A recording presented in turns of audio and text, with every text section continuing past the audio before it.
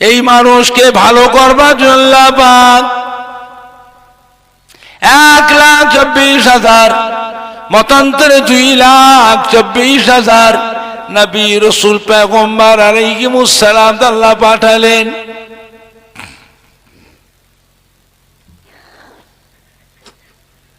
প্রত্যেকটা নবী আলাইহিমুস সালাম গণেরা দ্বীনের খেদমত করলেন।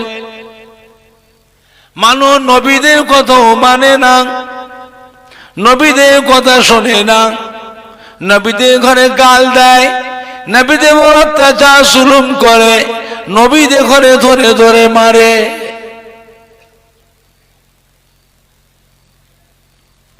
ও ভাইজানেরা,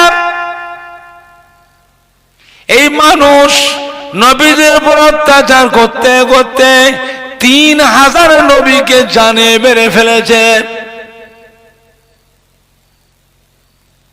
একটা দুটো নবী 3,000 নবীকে শহীদ করেছে।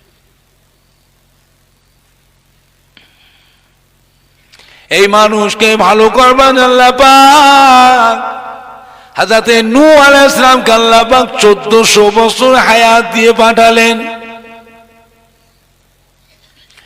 950 বছর দিনে খেদমত করে মাত্র 80টা মানুষ মুসলমান হয়েছিল।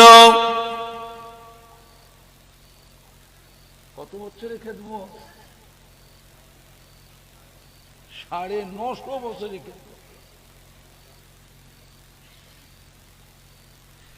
হযরতে মূসা আলাইহিস সালাম 250 বছর খেদমত করে মাত্র 12টা মানুষ মুসলমান হয়েছিল।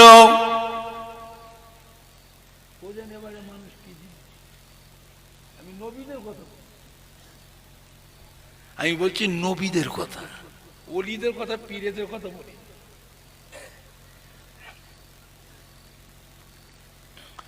ও ভাইজানেরা,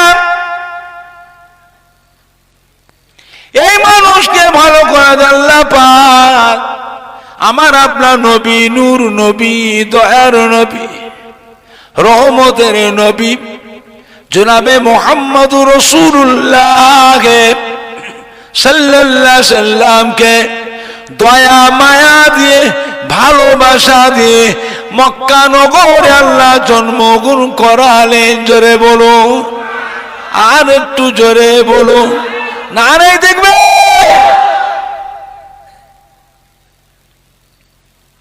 নবী আমার আস্তে আস্তে বড় হতে লাগলেন। আল্লাহ পাক আমাদের নবীকে 63 বছর হায়াত দিলেন। 40 বছর বয়সে নবুয়ত প্রাপ্ত হলেন, দ্বীনের খেদমতের দায়িত্ব পেলেন। 63 বছর থেকে 40 বছর বাদ দিয়ে কত বছর থাকলো? 23 বছর। মক্কি আর মাদানী 10 বছর আর 13 বছর। 23 বছরের খেদমতে আমার নবী পাকের নূরে হাত ধরে